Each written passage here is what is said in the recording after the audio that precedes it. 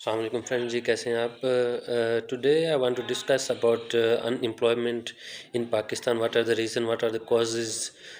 वजूहात क्या हैं कि पाकिस्तान में अनएम्प्लॉयमेंट डे बाय डे बढ़ती जा रही है बजाय इसके कि वो कंट्रोल में आए या कम हो। अच्छा, जो अनएम्प्लॉयमेंट होती है या बेरोज़गारी जिसे कह लें, या कुछ ऐसी वजूहात जिसमें मोस्ट ऑफ़ द पीपल्स जो स्पेशली यंगस्टर्स जो हैं वो उनके पास कोई भी सोर्स ऑफ इनकम नहीं बन रहा होता, या वो किसी भी तरीके से मुल्क कंट्री की इकोनॉमी में किसी भी किस्म का डिफरेंस क्रिएट नहीं कर पाते। उनमें बहुत सारे रीज़न्स हैं।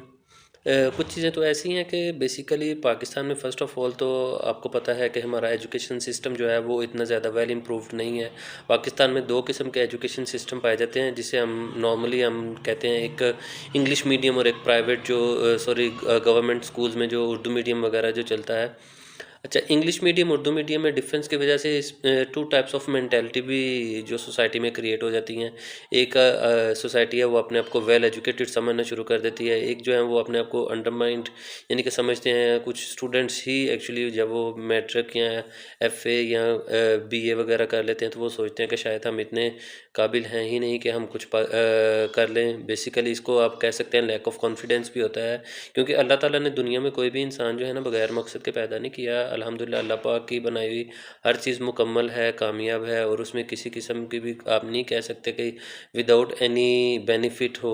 हर चीज़ का कोई ना कोई फ़ायदा फ़वायद लाज़मी होता है। इंसान है, हम अशरफुल मखलूक़ात हैं। अल्लाह पाक ने हमें बहुत सी सलाहियतों से नवाज़ा है। अगर हम खुद में देखें कि हमारे हमें कौन-सी सलाहियत, हमें कौन-सी क्वालिटी है, तो हम अगर उसको बुरुए कार लेके आएँ तो हम सक्सेसफुल भी हो सकते हैं। एनीवेज़, उसके बाद एजुकेशन सिस्टम के बाद एक चीज़ और आ जाती है, मेंटल स्ट्रेस। हमारे पाकिस्तान में मेंटल स्ट्रेस बहुत ज़्यादा है। जब बच्चा स्टडी कर रहा होता है तो वो सबसे पहले पेरेंट्स का स्ट्रेस होता है। फिर उसके बाद ऑब्वियसली अगर वो स्टडी कर रहा है तो बाज़ औक़ात मोस्टली होता है कि स्टूडेंट का इंटरेस्ट किसी और चीज़ में है, लेकिन उसको पुश किया जाता है कि नहीं आपने ये करना है, आपने वो करना है। और सेकेंडली हमारा स्टडी सिस्टम, फिर वही बात आ जाती है, एजुकेशन सिस्टम। हमारे एजुकेशन सिस्टम में जो है रिटन वर्क बहुत ज़्यादा, प्रैक्टिकल वर्क नहीं है। मैट्रिक बंदा कर लेता है, लेकिन मैट्रिक के बाद वो ऐसे ही होता है जैसे एक अनपढ़ बंदा, जैसे इसने कुछ पढ़ा लिखा ही नहीं है। मैट्रिक और एक अनपढ़ बंदा तकरीबन ऑलमोस्ट, अब यही कह सकते हैं कि मैट्रिक वाला बंदा ज़्यादा से ज़्यादा यही क्या आप उसे कह सकते हैं कि ये अंगूठा छाप नहीं है, ये अपने सिग्नेचर वगैरह कर सकता है, नाम लिख सकता है। इसके ज़्यादा अगर आप कहें कि वो किसी डिपार्टमेंट या किसी अच्छी पोस्ट पे जाके किसी गवर्नमेंट अदारे को सर्व कर ले, तो वो it's just like you can say you can not do that. Anyway, उसके बाद मेंटल स्ट्रेस की बात हो रही थी। मेंटल स्ट्रेस में जो है बच्चे को बहुत ज़्यादा, स्टूडेंट को डिप्रेस्ड किया जाता है कि उसको जो है सपोर्ट नहीं मिलती प्रॉपर। ना तो जो एजुकेशन सिस्टम की वजह से भी कुछ टीचर्स होते हैं वो बच्चे को प्रॉपरली सपोर्ट नहीं करते, कुछ पेरेंट्स भी बच्चे को प्रॉपरली सपोर्ट नहीं करते। बाज़ औक़ात तो स्टूडेंट्स इतने मायूस हो जाते हैं कि लेट मी जस्ट क्विट, वो कहते हैं कि मैंने स्टडी करनी ही नहीं है। अच्छा, उसके बाद कुछ चीज़ें आ जाती हैं। एक अगर आ जाएँ अनएम्प्लॉयमेंट रेट में, तो जो कंपनीज़ वगैरह वो भी एम्प्लॉयज़ को बाज़ औक़ात जो है हायर करने में डरती हैं, क्योंकि पाकिस्तान में एनर्जी क्राइसिस है, लाइट्स वगैरह आती जाती हैं, तो कंपनीज़ के भी जो है वो बहुत ज़्यादा एक्सपेंसेस बढ़ जाते हैं जब वो जनरेटर्स वगैरह या फ्यूल वगैरह जब परचेज़ करते हैं अपनी अल्टरनेटिव लाइट जाने की सूरत में। उन्हें जो जिस चीज़ की ज़रूरत होती है, ऑब्वियसली एनर्जी के बगैर, लाइट के बगैर तो कोई भी काम, कोई भी कंपनी, कोई भी फैक्ट्री रन ही नहीं हो सकती। तो जिसकी वजह से वो भी एक कॉज़ आप कह सकते हैं, वो भी एक वजह है। अल्हम्दुलिल्लाह अभी तो पाकिस्तान में बहुत बेहतर है, लाइट्स वगैरह इतनी नहीं जाती, लेकिन आज से पहले अगर देखें तो 2010, 11, 12 में, 2013 में बहुत बुरे हालात थे।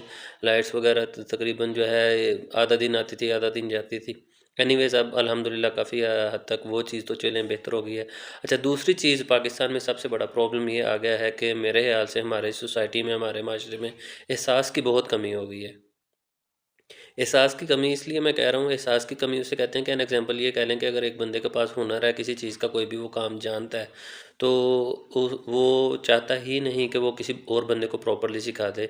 हमारे पाकिस्तान में चाइल्ड लेबर बहुत ज़्यादा है। आपने देखा होगा अंडर एज बच्चे जो हैं, 6-7 साल, 8-10 साल, 12 साल के बच्चे जो हैं, मोटरसाइकिलों की दुकानों पे आगे पीछे फैक्ट्रियों में काम कर रहे होते हैं, और उनकी सैलरीज़ क्या होती हैं, next to nothing. Maybe weekly 500 या 1000 रुपया ले रहे होते हैं, और वो 8-8, 10-10 साल वहीं पे अपनी ज़िंदगी गुजार देते हैं। उनकी वो, आप खुद ही सोचें उनका क्या मेंटल लेवल हो गया होगा।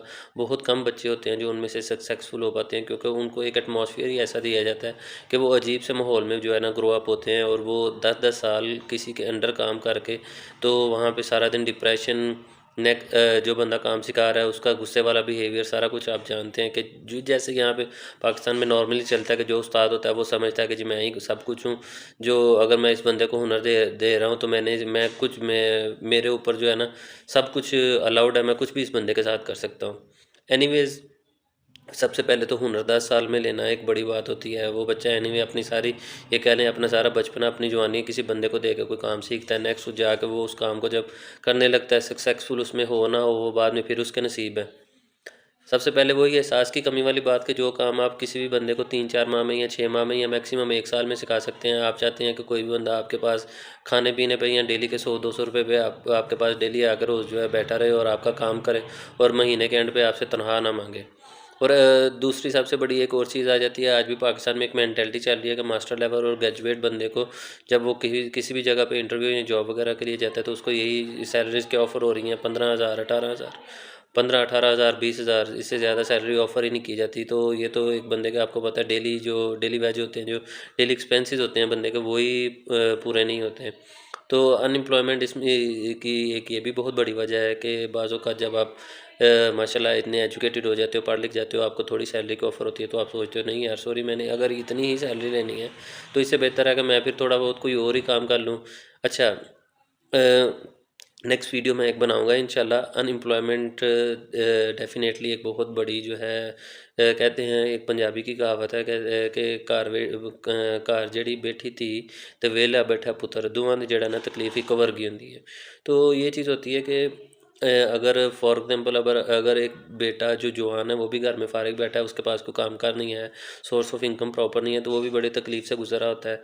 मेरी दुआ है अल्लाह पाक हर एक को जो है अच्छा और मकबूल रिज़्क दें, और मेरी हर उस बंदे से जो किसी ना किसी फील्ड में सक्सेसफुल है, कमा रहे हैं, मेरी उनसे एक रिक्वेस्ट है कि प्लीज़ यार, अगर कोई बंदा आपके पास काम सीखने आता है तो सिदक दिल से उसको काम सिखाएं। हर बंदे का रिज़्क अल्लाह पाक ने देना होता है, आपने किसी को उसका रिज़्क नहीं देना। हाँ, अगर आप किसी को काम सिखाते हैं और वो नेक्स्ट जाके कमाना शुरू कर देता है, अपनी फैमिली को सपोर्ट करता है, तो आपको मुफ्त में जो है दुआएं मिल रही होती हैं, मुफ्त में सवाब मिल रहा होता है, जिसका आपको पता भी नहीं होता। आपने उसको काम सिखाना, उसने आपका काम करना है। कोशिश करें एज सुन एज़ पॉसिबल वो काम सीख ले, वो काम सीखे और नेक्स्ट वो जाके अपना कहीं कमाना शुरू कर दे। एनीवे, अल्लाह हाफिज़। अल्लाह पाक सबके लिए आसानियाँ पैदा करें, मेरे लिए, आपके लिए, अल्लाह पाक सबके लिए बेहतर करें। अल्लाह हाफिज़।